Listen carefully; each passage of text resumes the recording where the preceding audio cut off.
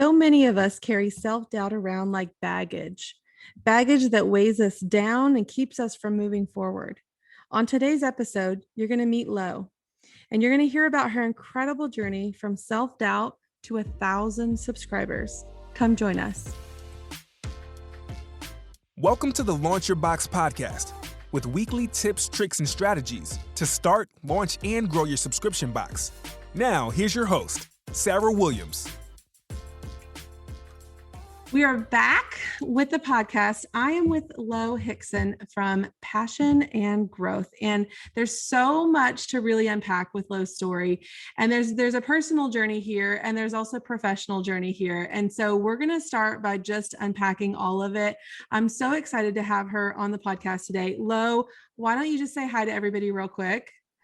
Hi, I'm so excited to be here. And Sarah, thank you so much for inviting me. You guys are going to love this. And I feel like if you're not somewhere where you can just like go on a walk, or if you're in your car or however you're listening to this, you're just going to want to soak this in. So get away from doing all the busy work and just go for a walk as you listen to this one, because Lo's story starts at a very young age, and we're going to start there. And I really want you to share with them kind of your journey in the beginning. And then we're going to take it through the different steps of your life. And then we're going to tell them how you ended up with 1,000 subscribers. So why don't you take it away, and let's just start in the beginning. Okay, there is a lot here. So I'm excited for everyone who's listening, and I'm excited to share my journey. So it really does. My journey starts from infancy, from when I was a baby. I was born, and 2 weeks after I was born, my parents noticed this tiny little spot that was growing on my cheek, and it just got bigger and bigger and bigger and bigger. And before we knew it, I had this like very large, took up half the side of my face tumor that was life-threatening. And at the time, very few physicians like knew how to treat this. And so I was very young. My parents were young and trying to figure out how to take care of their baby. And at 3 months old, they found a surgeon, a physician in Florida who could treat this tumor. And so at the time, I was living in Tennessee with my family. They flew me down for emergency surgery at 3 months old. I had surgery, and at 3 months old, I was all over the headlines of every Florida paper, every Tennessee paper. And it was talking about this like new surgery, which they used a laser beam basically to penetrate the tumor and stop the growth. And I was just blasted everywhere. Like I was just on every newspaper. Everybody wanted to know and meet this baby who, had this surgery. And it was like one of two physicians at the time who knew how to perform this. And so from a very young age, I felt like that was my story. My story was written, I feel like, before I could even talk. Like I was this baby who had this tumor, who had surgery and had a very obvious like facial like deformity from a very young age. And so that was the very beginning of my like kind of reconstructive facial surgeries. So from that age on, from 3 months all the way until actually I was like 21, every year, sometimes multiple times a year, I was having like major reconstructive surgery.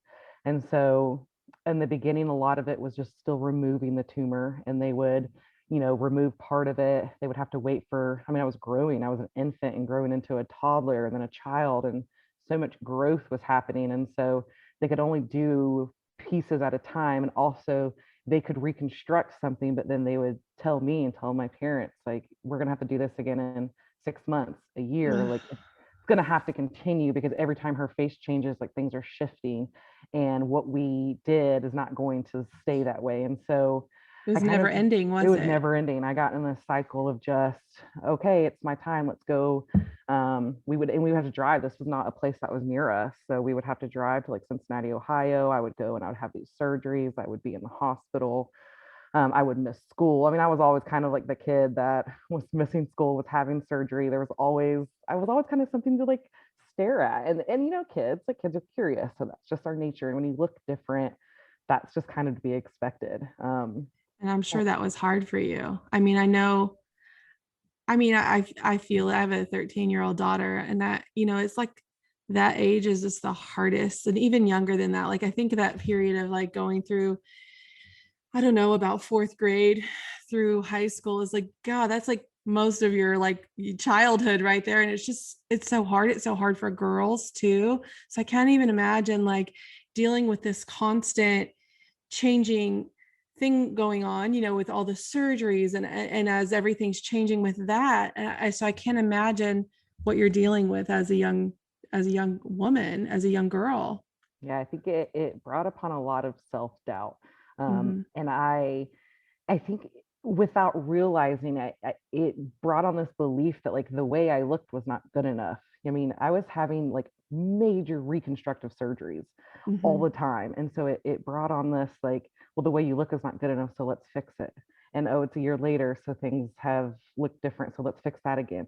Oh, and now like we've removed some of the scarring, so now let's try to lift your nose back up and lift your mouth back up. Where, because when my face was developing, this tumor just like totally destroyed everything. And so my eyesight was, hindered. So I've really bad eyesight in my right eye. I was a kid walking around with an eye patch. I mean, like how many, like there's just like things after thing that was just like, how many more things can like this poor little girl have to deal with? Like, not only do I have just like this giant like scar and like surgery and tumor, now I'm in an eye patch and like a lot of glasses and like, so it was just this constant, I think, belief in myself that like I'm not good enough.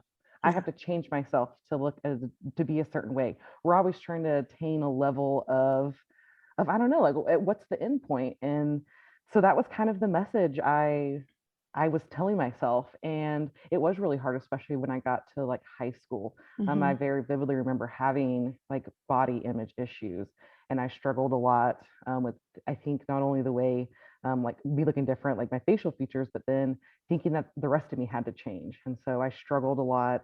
I was in a lot of sports and very physical, but I always thought that I needed to look different. I needed to change the way my body looked. And so that translated even when I was older, went to college and still holding on to this belief that like, I'm not good enough. I'm not worthy. I need to change. And so finally, I think the last surgery I had, I was actually 21 years old. And I reached a point where I was just like, when does this end? Like, at Yeah. what point are we just going to be okay with the fact that, like, yes, I have a scar on my face and Mm-hmm. we have now removed like all the tumor. There's now no danger of that, like coming back. And like, now at what point, like, are we just going to keep doing reconstructive surgery? And there's no end point. And Mm-hmm. so I finally, like, I had a surgery scheduled. I was 21 and I was like, I'm not doing it. I can't do it. I can't, You'd I had can't enough. go through it. I had enough at this Mm-hmm. point. I'd had over 20 surgeries in my life. I was like, I'm not missing school again. I'm not going through the recovery phase of this Yeah. again. I was like, I can't do it. I'm not doing it. And I stopped. And that was kind of a line in the sand that I drew, that I was like, enough's enough. I've personally been through a lot with this. I am ready to start just like accepting that this is okay. It's a part of me. I've been through a lot, and there's a new journey that has to start here. Um, but even And that after that, go ahead. and that journey took you to, you were a nurse, right? That was your career path. You Yes. had been, gosh, you'd been in a hospital enough. You knew that you wanted to be a part of that, right? And so you took this path of being a nurse. And then like what happens then? So you're not a nurse now, I'm right? not. No, You're not. So I'm tell not. me this journey of finding this career, this amazing career of yours. You get to the point where you say, okay, enough is enough, people. Leave my face alone. It is what it is. I'm just who I am, and we're not going to continue to try to change that. So you Mhm. just came to this point of self-acceptance. And I think that it's hard for people, whether they've gone, like, no one's gone through that trauma, like whether they've gone through something traumatic like this or just everyday life, just everyday women, more than anyone, constantly have self-doubt. I'm Mhm. not pretty enough. I'm not young enough. I'm not skinny enough. I'm not tan enough. Like all those things that we tell ourselves, aside from you having gone through 20 surgeries, that in itself is completely, is completely different. But we just tell ourselves these things all the time. And at what point do we say, you know what? I am who I am, and you're going to love me or hate me. Like there's this line that we have to draw in the sand with ourselves as we tell ourselves we're not good enough constantly. And you finally got to that point and you said, you know what, I'm done. This is who I am, and I'm going to accept that. And then let's talk about how things went from there. So from the time that I kind of did draw that line and saying that was like, I'm done with surgeries, it took a long time from me actually to accept myself. And everything you just said is 100% true, and exactly why, once we get into it, I started my business. But I struggled. So from that moment when I was like 21 and I was like, yes, like I'm done with all this, you're absolutely correct, because I had spent so much time in the hospitals, and it was just like, it seems second nature to me to be around nurses, doctors, all that. I ended up becoming a nurse. I worked in the ER, loved taking care of like other people. And throughout probably 21 to 28, there was a lot that happened in my personal journey as well. I mean, actually, I got married, I got divorced. There was a lot of decisions I made, that I was a big people pleaser. I very much wanted to make everybody else happy. I think because of so much of like my struggles and self-doubt, and just media alone telling us that we're not enough, I didn't take care of myself really at all. I put everybody else's needs first. I went to work and put everyone else's needs first.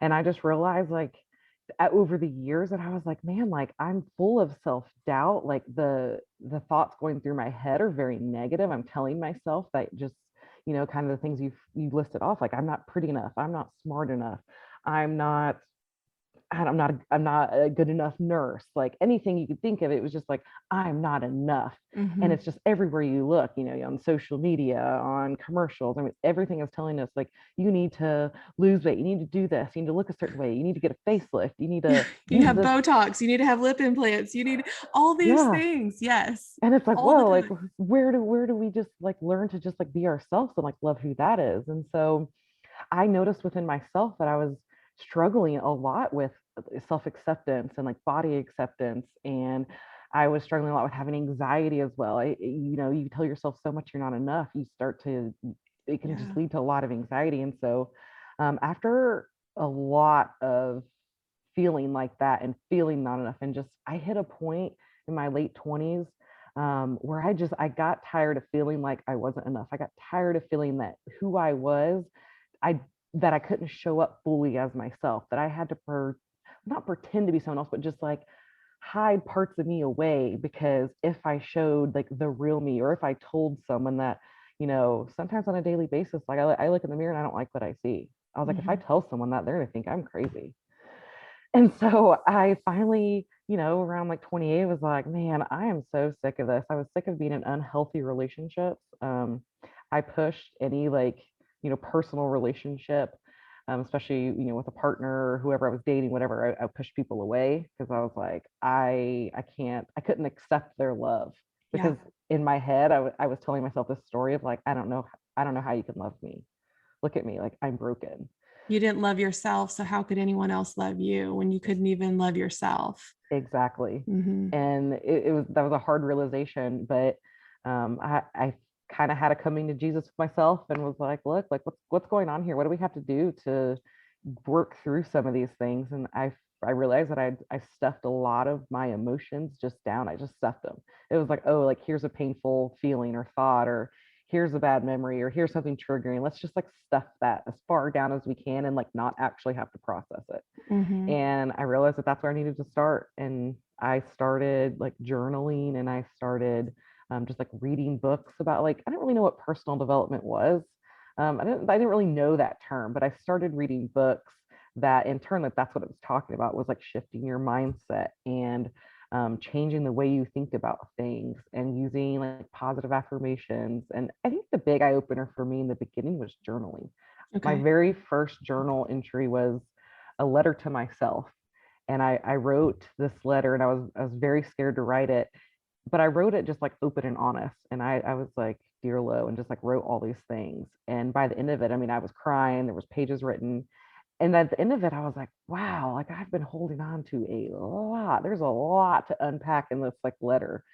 And that's where I really like kicked my personal growth journey off. And I started then becoming kind of like obsessed with like, learning about the mindset and how we can shift how we're thinking about ourselves, and also unlearning all the beliefs that were never mine to begin with. All these beliefs that I'm not good enough, or that all these all the crap you're carrying on this backpack full of anchors that's just weighing you down. It's like you just carry around this crap all the time, and it's stuff that people tell us, about ourselves. It's stuff that we tell ourselves, and it keeps piling up, and your backpack just becomes full of all these anchors, and you're just dragging it around, and it's just weighing you down every step of the way.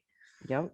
That's exactly perfect. And you start to realize like how many beliefs were never yours to begin with in the first place. You've taken all of them, added into your backpack, and before you know it, you can't even move. And so that was really what led me to my business as well. So after a few years of me on my personal growth journey, going from this place of full of self-doubt, low self-confidence, like not believing in myself at all, not thinking that I could really ever achieve any of the dreams that like I'd set out for myself or that I thought about.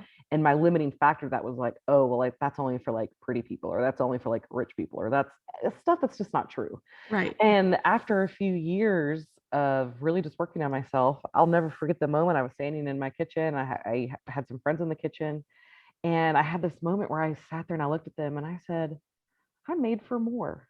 I don't know what that looks like. I was like, but I know that I'm put here to do more than what I've been doing.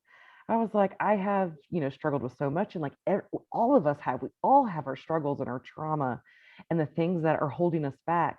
And I was like, I think I can make a difference though. If I start talking and just, I know how alone my journey felt. And I know that I felt, quote, crazy when I was like, I have all these like negative thoughts about myself.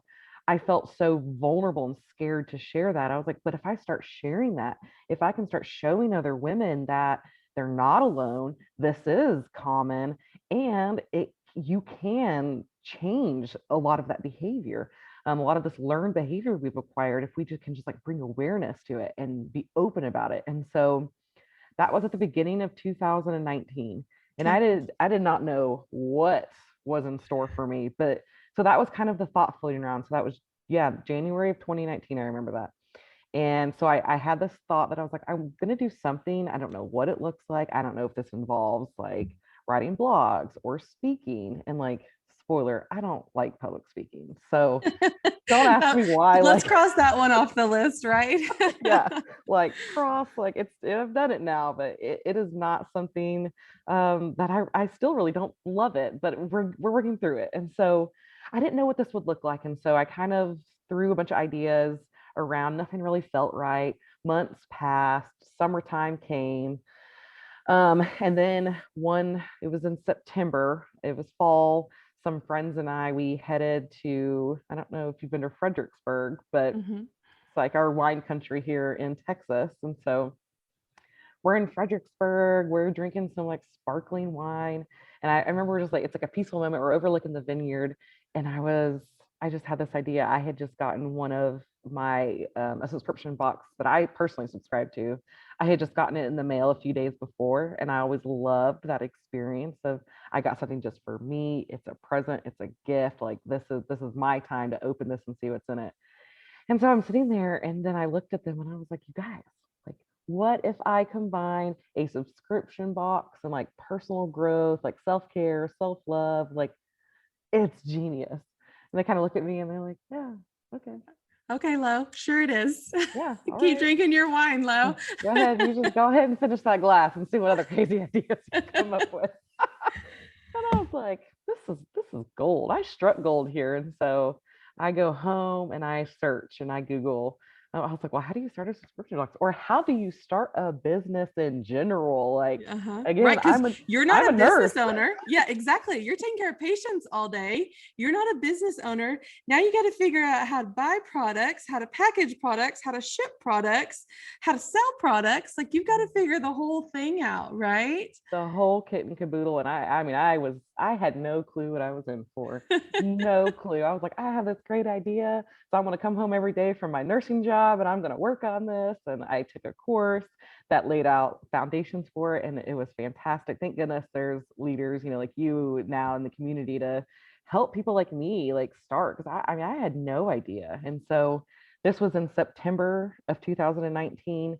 And so the first thing I did was like create my business name, open bank accounts. And then, now I'm like, well, I gotta market. How do you market? I got to write emails. What do you mean? What do I talk about? Like, it's just like one thing after another, but I'm like, cool. Okay. I've never done this. I'm going to figure it out. Yeah. I love that spirit too, because I think when you go into it blind, like you did, like not knowing what was about to unfold for you, I think you learn, okay, I got to have an email list and I got to write emails. Okay, do it. But you don't know that there's more after that. And there's more after that. If you would see the whole pile of things that you have to do to run a business, you probably would be like, yeah, no, I'm out. I'll just go be a nurse. But if you only see it a little bit at a time, it seems more doable. And you're like, okay, well, I can do that next. And I can do that next. And so you take it in little bitty chunks instead of like this big giant undertaking that people sometimes see. So I love that you kind of went in it not knowing what to expect. So as something kept coming towards you, you're like, okay, well, that's just one more thing I have to do. I can do that. I can do that. I love that attitude. And so you launched a subscription box called Passion and Growth. And what is in these boxes? Yes. So yeah, I came up with the name. That was also a fun journey coming up with the name. That's harder than it sounds. But I came up with Passion and Growth because it's kind of a combination of my passion to help women grow. And so that's where my name actually came from. And so included in every box, so it's a monthly surprise box, and every month has a featured book. And then there's 3 to 4 other lifestyle, self-care, accessories, anything to really to make a woman feel like beautiful, empowered, loved. And so every month has a theme. So I can use this month's box, for example. So July, our theme was confidence. And I picked that because summertime's a hard time to be confident. We're all self-conscious about like being in swimsuits and shorts and tank tops. And sometimes we sacrifice like having fun because we're afraid of like people's perception of us, or we're uncomfortable with how we look or feel. And so I specifically chose that theme for this because it's like, like have fun, make the memories. That's all that matters. And so this month had a book titled Show Up Confident. We had a Crush Your Goals card deck. And so it was a really cool deck of like 40 cards with a stand that like each day you can flip, and it gives you like new like motivation and encouragement. We had aloe gel because it is summertime, so we want to protect our skin. We had like a set of 2 notebooks. We like to focus a lot on like creating affirmations and journaling things to really grow. So we put a set of 2 notebooks to journal.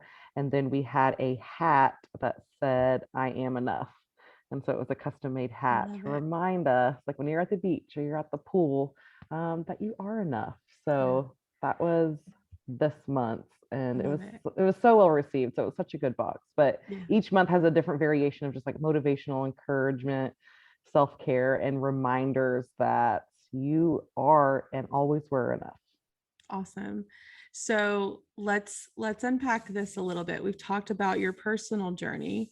Now let's talk about your subscription box journey for a little bit. So we started this about 18 months ago. Is that correct? And you started month 1 with 75 subscribers. And let's just take a minute because that's a big deal. 75 subscribers in month 1, that's a big deal. And so whenever you start off, whether you start with 10 subscribers or 75 subscribers, those first people that maybe don't really know what you're up to or what you're doing, those are the people that believe in you in the most, and they're all in, and they typically are your subscribers for a very long time. But 18 months has been a journey with this box. So let's talk about kind of the stages you've gone through with this box. You started with 75. You ran it on an open subscription model, correct? Correct. And then you had steady growth over these last 18 months, right? Let's talk about kind of, did you plateau at all? So we can go back to talking about this first month as well, because I have a lot of people that ask me. We just had this conversation. I don't know if it was in your group or maybe somebody was asking, like, how many did you start with? And so that was my response. It was like, oh, I started with 75. My goal was 100, but keep in mind, I set this goal of 100 because I had no clue what I was getting into. That was an arbitrary number that I was like, 100 sounds good. It's an even number. Like, sure. There was no thought behind that. So when I tell people this, I'm like, but you don't have to do what I did. Like, if you are already a business owner and you have like numbers and goals, I was like, you do what's best for you, because I did this out of just zero lack of knowledge. And so I picked 100 sold a 75, but that 75 wasn't like super easy to come by either. So I did a launch to people on my wait list who had been waiting for me to release it. I did that at the very end of December, like December 2019. And so I want to say like 15 to 20 people joined from that. And then I launched to the public, and you talked about this just the other day in one of your lives, like, oh, I build it and they will come. Yeah. Like, this is such a good idea. Like, this is great. So many women need this. So like, they're just going to come, right? And they don't. So I had to figure out, I think I was probably like a week into January. And I was like, just looking at how things were going. And I was like, okay, I have like 15 to 20 people. Most of those people were from people who had been waiting, who were all in on this box already. And I was like, and now it's been pretty silent. So how am I going to get new people? So I decided, okay, like I think I should do paid advertising. So I took a course that was like an hour long of basic training. I was like, here's how we start a Facebook ad. And then I started it and I tested it. And that's how I got the rest of my subscribers. And so I like to be very transparent with that it wasn't because like I had a huge list or a huge audience or any of that. It's just, I had to get scrappy. And I knew in my head, I was like, well, I've sold 20, and homegirl over here didn't know anything about business and bought 100 products. So I've got to sell close to 100 products. So how am I going to do that? Yeah. And so I started ads, and that has really amplified my journey. So from that first month, I sold 75. My second month, because I had to buy products at like the beginning of, January, I'd only sold 20 boxes at this point. So I was like, oh, well, okay, 100 was a lofty goal. Let me scale back to 85. Okay. Well, by the time I finished January, I had sold 75. So now now you've only got a little bit of growth there, right? And it's okay, because we don't know any better, right? We don't know any better. No. Yeah. You learn by doing. Yeah, you do. So I did that, and I was sold out in like the first week of February, my second month. And I was like, okay, well, I think I need to open up more spots for the next month. And so I did that for March. I think I jumped up to like, okay, I'll have 150. And then the pandemic hit. And I was like, oh my gosh, we're like, what's going on? Is this going to kill my business? I just got started. What does this mean? Are people still going to be buying? And so I still ended up selling that 150, but then I got nervous for the next few months. So the next few months, I kind of backed off and didn't have as much spots, but then I continued selling out. And so I think in April, I maybe had like 200. And then May, I bumped it up, I think, to 300. So like I saw though that people were still buying even through this pandemic, and actually sales kind of increased, I noticed, because people were home and they were online shopping and there was nothing else to do. And then what better than to do some like personal development and personal growth and self-care? So that became like amplified. So then before I knew it, like it was gaining traction and gaining traction and gaining traction. And I think I ended my fourth month, my May box, I think we had 350 people. And then the summertime I didn't know what to expect in the summer. And so I had still projecting growth in your first year is hard. Like, how do you even do it? It's so hard, especially with no business information before. You either don't project enough, or you project way too much and you're sitting on a ton of inventory like I did when I first started. Yeah. So yeah, it's just like, I call it like darts. You're just shooting your dart at the dartboard. Whatever number it lands on, that's what we're going to order for the next few months, because you just don't know. You just don't know. And so over the summer, I think I still projected that same kind of growth I had seen, the last few months, and it was not the right move. Not that it was not the right move. I didn't know. But I didn't sell out like I had been. You get in this habit, you're like, ooh, I'm selling out. I'm selling out. And I did the exact same thing. Oh, I'm going to increase. Keep increasing. And you're having to buy products pretty far out when you're needing hundreds of pieces of stuff. So I was getting in about 4 months out. So I was in that same position. I was projecting like double the growth than I actually ended up having. And I had 1 month where I was sitting on 60 extra boxes. And if that doesn't freak you out as a small business owner, because that's a lot of money sitting on my shelves right there. So I totally know how you're feeling on that one. Yeah. And it's the same mistake I made this summer, which we'll get to that. And it's, so I think I tried to project like 475. I don't think I hit it. And so I came down to like 350 over the summer. And then fall started. And so I was like, well, let me try this like 475 goal again. And so fall came, I was able to hit it. I hit my goals pretty consistently throughout like the holiday season. And so I actually rounded out my very first year in December, and I finished with 600 subscribers, Okay. which was like, whoa, like a lot of that was like fall amplified that a lot. Yeah. And so Can we tell them where you are packing these 600 subscriptions to? Because they need to know this. in my 2-bedroom apartment in Austin, Texas. Oh my gosh, if you guys could see the pictures, I know they're probably on your Instagram somewhere Yeah, of they you are. packing in your apartment 600 boxes. It's amazing. Like you're just amazing. I think that we get scrappy when we start our own businesses, and we figure things out, and we do what we can with what we have, and there's nothing wrong with that. And I love that it was just normal for you to be packing 600 boxes in your kitchen of your apartment. And but now you have a warehouse too, so we have grown. So you're at 600. Holidays are done. Now we're into 2021, and just when we thought 2020 was expect the unexpected, 21 is double expect the unexpected, right? I don't think we could get worse than 2020. And if we look back at it now, I feel like 2020 was amazing compared to what 2021 is bringing us.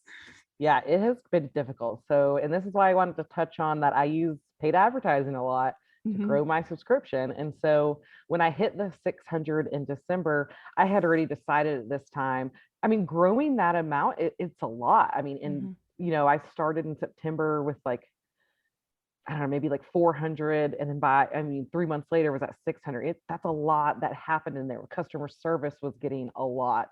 And I don't have everybody else's, but like me personally, like customer support is hard for me. Yeah. I love to provide good customer support. However, it takes a toll on me. And I know that, like this has nothing to do with me personally, it's business. However, customer support just shifts my mindset, and it puts me in just not the best place. Yes. And I just have to be honest with that. And it brings this kind of negative factor. Like I had a lady just over the weekend, my assistant's on vacation. Please come back. If you're listening, please come back. So I'm handling a lot more things than I normally handle, but I had a lady email in all caps, and I'm just like, all caps, please cancel my subscription immediately. Why are you yelling? In all caps. And I shouldn't be in charge of customer service, Lo, and I'm not, thank gosh.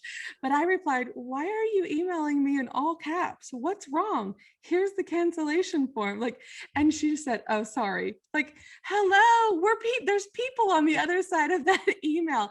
And you've got to remove that from your day-to-day. And it's something I'm really passionate about. The cancellations, the customer service, you have to remove that, because one little thing, if somebody writes you an all caps email, like it can ruin your day, and you cannot let that ruin your day. You got a big business you're running, and I'm not going to get sideways over somebody sending me an all caps email, but I let that ruin the rest of my afternoon that day. So if we can just remove that from the equation and let amazing people, that it's not as personal to them, right? Like this is our baby. We built this thing from ground zero, and this is our baby. And when somebody's going to send me an all caps email, it just like ruined the rest of my afternoon. So we got to remove that from our line of sight so that we can stay focused as the visionary of our company and in the positivity zone that we need to stay in to keep showing up for our customers. I 100% agree. And I love how honest you are at that, because I remember when I heard you say that for the first time, like you made me feel so much better. So anyone who's listening that needs to hear this, like I'm in the same boat too. It gets me sideways as well. And it will make my anxiety just go through the roof, and it will make me doubt everything. And I think that's okay to realize and recognize. And that is why, like, after this, like, getting to 600, I was like, oh, I need a customer support person like ASAP, because it was totally altering my just like mood for the day. And I was like, I can't do it. And that's okay. It's okay to know that there are certain parts of our business that are better handled by somebody else. Yes. And so I hired my second team member at the time. She took over customer support, and it was like a breath of fresh air. And I had already decided, like, okay, we're going to cap it, leave it at like 600 for a few months. So I had decided January, February, March. I think I opened maybe I guess I did 650. In January, I was like, well, let's just add 50 more people. So added that 50 more, hit 650, and then stayed at that January, February, March. Well, then, I mean, again, it was like I was selling so quickly. Like I, even though of course you have cancellations. So it was an open model at this time. Anyone could join. So I would still have ads, but then a week or two into the month, I'd have to like turn the ads off or sold out. Like you can't do anymore. And so by I guess by March, I was like, okay, I'm ready to like open up more spots. Like, let's do this. Like, same thing, confident. We're selling out. We're having to turn ads off a week or two in. So I'm sure that we can grow by like several hundred by like summertime. And so that's when I set out for this journey to 1,000, which is legitimately like what I call it, put it on a spreadsheet, had it all mapped out. Like it was just going to go smooth like butter. And it did not. So so March came. I guess I put this plan in I guess I did it in like February. I sat down and mapped out this plan because March came and I was selling my April box, which that was the box that I was going to shoot for 800. So I did that. So all of March, I ramped up and a bunch of multi-channel marketing. And by the end of the month, I think it was like the last day, like legit, we hit that 800 mark. And I was like, oh my gosh, we did it. We welcomed over like 200 people in that month. It was crazy. It was awesome. That's awesome. It was incredible. And so my next goal, so April was I wanted to hit 800. So I was like, May, I can do 900. June, I can do 1,000. And April is when all of like the iOS updates and everything went to total, like, yeah. Yes. I was like, oh my gosh. So all of a sudden, like all this momentum, all this like, oh, we had 200 people come last month and a lot of them was from advertising. So like, we should be okay getting like 100 more this month. It should be no problem. Oh my gosh. And it totally just blew up in our face. Like spending, tons of money, but actually not getting much quality, like traffic to our site. Suddenly I could only keep up barely like with the people who were canceling. So then I was like, okay, well, we're not going to hit 900 this month, and that's okay. All right, that's fine. But keep in mind, I had already now projected 900 for that month, and then 1,000, and then I was going to stay at 1,000. I had already planned to stay at 1,000 for like basically the rest of the year. I had already like planned that out. But so you were looking at an excess of 200 boxes a month for the next several months, just hanging around, and not being sold, and that's scary. Terrifying. Terrifying. I can't tell you the amount of times I stayed up looking at a spreadsheet and like crying, like, what am I going to do? Because I planned all this, and why did I do that to myself?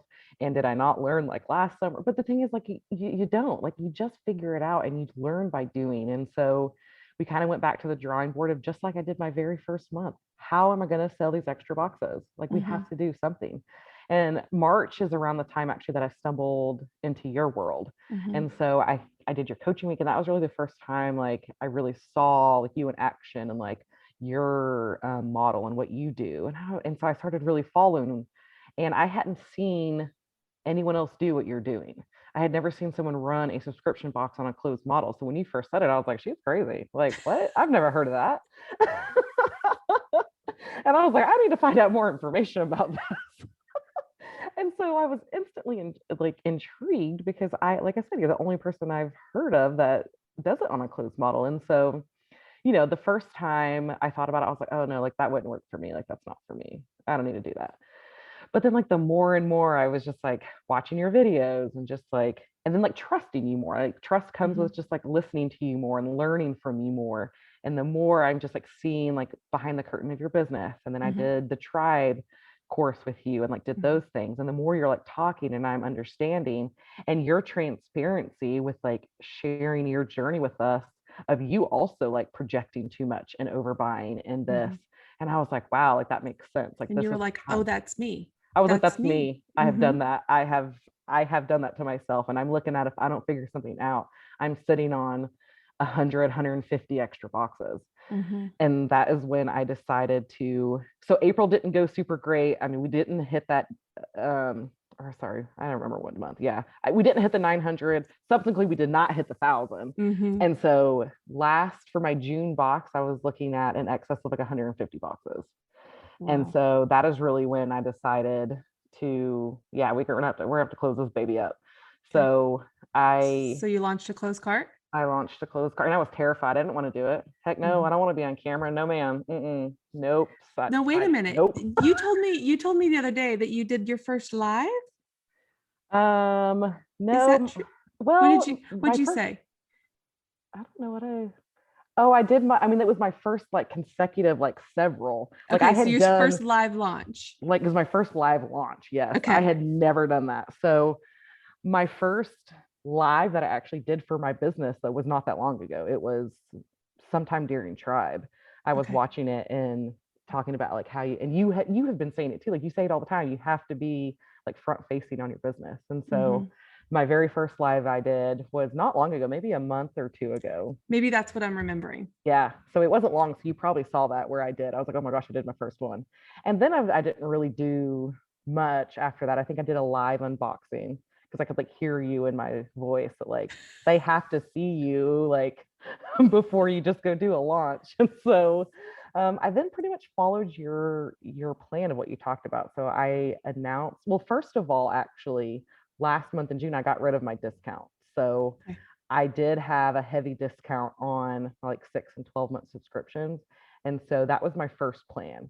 I heard like I remember Stu talking about this, like that's the best way also to get people in is if you're removing like a discounted like price or it's going to get more expensive. So Mhm. I decided to get rid of my discounts. I did a big push about a month ago and I was like, this is going away. So if you want in and you want a discount, you better get it now because it's gone. And so I got a lot of people, maybe like 20 or so people in with that. And then I had my launch plan for July, which mind you, in between when I stopped the discount, like at the end of June and did my launch, I moved to a whole new Yes. city. I got a Got a warehouse. warehouse. Yeah. Like so many life things were happening. And then it's like, okay, let's do a launch. And so the biggest reason I didn't want to do a launch though was I did not want to be live. And so I pushed it off further than I probably would have liked because of that fear. And then I went and listened to your podcast about how you used to also be like Hmm. terrified of lives and stuff like that. And then it's like, look at you now though. I mean, Yeah. you're live all the time and it's like Every no day. thing. Hmm. And so I was like, I just have to do it. I just Hmm. have to do it. Like, Rip off the band-aid. Just rip off the band-aid. yeah, I was like, I have to like mark it down that I'm going to do it. I need to schedule these. I need to tell people I'm going to Yep. do it. So then I actually do it. And so we announced 2 weeks before like cart closed that we had made the big announcement that this is happening. This is a change. So 2 weeks from today, you will no longer be able to join. It's kind of just like, let's warm people into this idea that they're not going to be able to sign up all the time now. And so we got quite a few people signed up during that period, like on that first day announcement. We kind of did the early bird bonus. If you subscribe like today on this first day of us announcement, you'll get a bonus gift. So I think like probably like 17 people signed up like from that one day in that email. And then we kind of like teased it a little bit the next week. And then this last week, so last week was my launch. We just went hard. I mean, I did a live every day. I was posting like 3 times a day. I was doing reels, like doing so many things that were like normally a little bit out of my comfort zone. But I was Mm. just like, I have to go all in. Like, Yes. if I don't do this, I'm going to be mad at myself. And I was like, I know I can get to this 1,000. Like, I know I can do it. I just have to I just have to like believe in myself and everything that I tell other people too, my whole like business, just like Yeah. believing in yourself and trusting yourself and doing the hard things even when you don't want to do it. And so I You had to did put like, your money where your mouth was, right? Like you're telling people to do this every day in their life, and you've got to show up and do this for your business when it's big, hard, and scary for you. mhm, And I loved it. And it came down to the last day, right? legit the last day. So I was counting like subscribers and they were trickling in. All day. But and I kind of on the last day, legit, I kid you not, we would have hit it earlier. But for whatever reason, on the last day of my launch, that was when like some like failed payments process. Mm. So I was like a subscriber away, and then like boom, like I got hit with like 10 failed payments that canceled out that day. And so I was like, and I'm someone that I'm like, no, like we're gonna fall. If we're gonna hit it, we are legit going to hit it. I'm not gonna say like, oh, well, we would have hit it if I was like, no, we are going to hit it. And so I was like, okay, well, we need 10 more people. Yep. And so I was watching it all day, and then we hopped on the live. I did a live in the morning on my last day, and I did a live in the evening, and it was exactly basically what you taught us to do, like do a live, make it casual, have some wine, just talk. And so that's what we were doing. We were chatting. I had products out, we had wine, we were talking, and I was kind of doing like a live kind of update. We shared the names of some people who had subscribed. You were right in the fact that I was getting messages throughout the week of people who did subscribe. So I was sharing some of those messages. And so I was like, when we hopped on that live, we needed 3 people to hit 1,000. And so I was like, come on, like, I know we can do it. I know we can. And we had a giveaway announced for our 1,000th subscriber.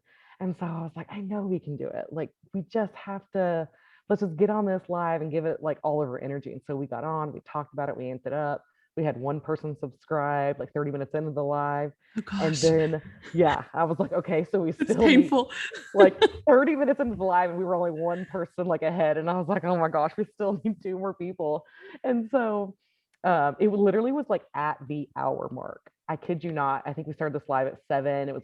We planned it to end around 8, and at like 7:58, when I'm like, literally, I had a like, kind of agenda, like things to talk about. I was hitting my last talking point, and I looked up and I was like, someone subscribed. And I was like, you guys really need one more person. And I looked at the teammate that was like on there with me, and I was like, girl, we are going to sit here until we hit that 1,000th subscriber. Like we're going to sit here, and like, I know someone's going to do it. And so like now at this point, people were tagging their friends, trying to get them to purchase. Yes. Like sharing the stream, all the things that you want them to Exactly. do every time you're live, but now they're committed with you. Like they They're want to see invested. you hit this big milestone in your business. So they're like, we got to find more friends. We got to get some more subscribers here. I love it, Yep. Lo. I love it. And so you hit 1,000 So we subscribers. hit it. So 2 minutes after that other one came in, again, I went to go look at my document to read my last talking point again. And I went to click over and I was like, we did it. We hit 1,000. And I like, you can see it on camera. It's so funny. I like freak out. And then I go to open my bottle of champagne. And as I'm like twisting it, I don't know, I probably like shook it up in my excitement, but like the top just like explodes off and like champagne's pouring. And I was like, it's perfect. You know, it made sense, like why I hadn't hit it yet earlier in the day, because I was like, this was the perfect moment. And sometimes timing, like even though you might want something to happen a little bit sooner, like it happens in its own time. And this happened, you know, a month or 2 after I would have liked it to, but it happened, and it happened in a way too that other people could celebrate it, could enjoy it, can see it. I will forever have that memory on camera now. And now looking back, like I wouldn't have wanted it any other way. It pushed me to become a better business owner. It pushed me to show up in ways that I was afraid to show up before. And it showed me that doing things out of your comfort zone can lead to such good results if you just let it. And so sometimes like this is why we have these experiences, to push us to be better and do better. Yes. And I'm grateful to have like mentors like you to show us like and pave the way and give us examples of what we can do and what is possible. And what is possible, because I want to talk about that, because 1,000's great and we can talk about that all day and that's exciting, but what does that mean for you, Lo? Like, what does it mean for you personally? And what does it mean for your business to have this reoccurring revenue from 1,000 subscribers? Yeah, it's an emotional question. It is an emotional question. Yeah.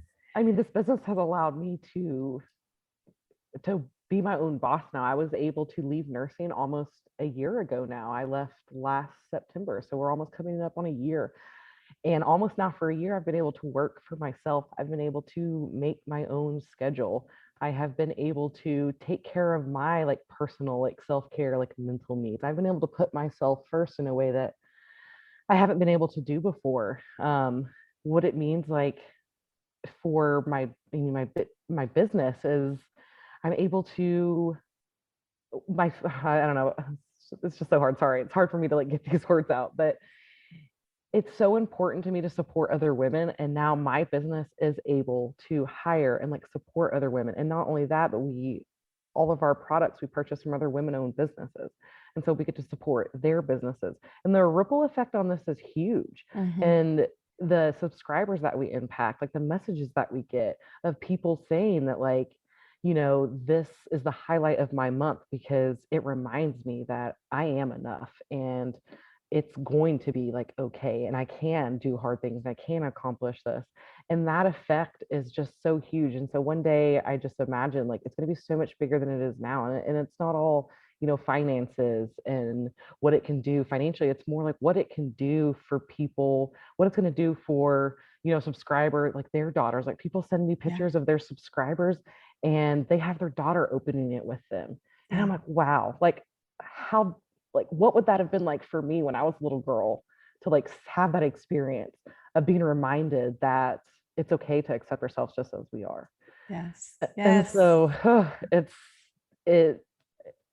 I'm honored and humbled and blessed to be here. And even more so, like that 1,000 is such a huge milestone. But to me, I mean, that's 1,000 people that chose to believe in me and also believe in themselves and invest. And I don't take that lightly. It's incredible. And I think that the one thing that they get to see is you have rewritten your story, right? You had this story from an infant that followed you your whole life. And you got to rewrite that story to what you wanted to put out in the world, what you wanted to give. And I think you're going to continue to write that story as you continue to go along this journey. And you're going to have so many amazing women that are on this journey with you because of your subscription box. And I'm just so excited for you. And I just can't wait to keep cheering you on and keep watching you just bloom into what you're meant to be. And I'm just really excited for you. And I'm excited to get to share this story with all of our listeners, because so many times we as women, you said it in our talk, but we take care of everybody else around us and we fail to take care of ourselves. We fail to do things for ourselves.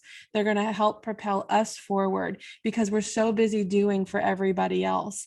And it's time that we step up and we take care of us and we take care of our future and what we want for ourselves and what lights us up. And if we stop taking care of everybody else and just take a few minutes to take care of ourselves, we're going to be able to take care of everybody else so much better than when we were before, because we're fulfilled, we're lit up, we're providers, we're taking care of other things that we didn't think we were capable of, which makes us stronger, better in every other area of our life. So I'm just grateful for you. I'm grateful for sharing your story with us today. And Lo, what advice would you give for someone that's listening right now and maybe they're feeling a whole bunch of self-doubt about, are they worthy of having their own business? Are they capable of showing up for an audience and providing, a great box for somebody? What would you say to them if they're listening right now? Yeah, I think those are very valid concerns and questions, and I think they affect all of us. But my biggest advice would be, you can think of 100 reasons like why you shouldn't, but you have to hold on to the one reason why you should. What's your message? What's your why? And so what I remind myself every month is, especially with my box and the personal care niche, I remind myself that what if I'm the only thing that month that reminds them that they are worthy and they're good enough. So I would challenge you to reframe that into your area, your niche. So think about the one reason why you're doing this and what you can provide and what you're giving them, because those doubts, I would love to say that they go away, but they are going to be there and they're going to show up in different ways. And you have to remember the one reason. What's the one reason that you do need to do this and you do need to create this? Because that's what's going to propel you forward. And focus on that. And all you have to know how to do is the very next step. You don't have to know how to do it all. Take me, for example, zero business experience. So take one step. That's all you have to do. You do not have to know how to do everything. You'll figure it out. Yes, I love it. Thank you, Lo. Lo, where can these ladies find you at? What's the best place to find you? Yeah, I'm on Instagram. That's probably where I hang out the most, at Passion and Growth. And then my website is www.passionandgrowth.com. Lo, thank you so much for being here with me today, and come back and listen to our episode next week. If the idea of creating a subscription box is swirling around in your head, I encourage you to head over to launchyourboxwithsarah.com, get on our waitlist, and grab some of our free downloads to help you get started. That's launchyourboxwithsarah.com.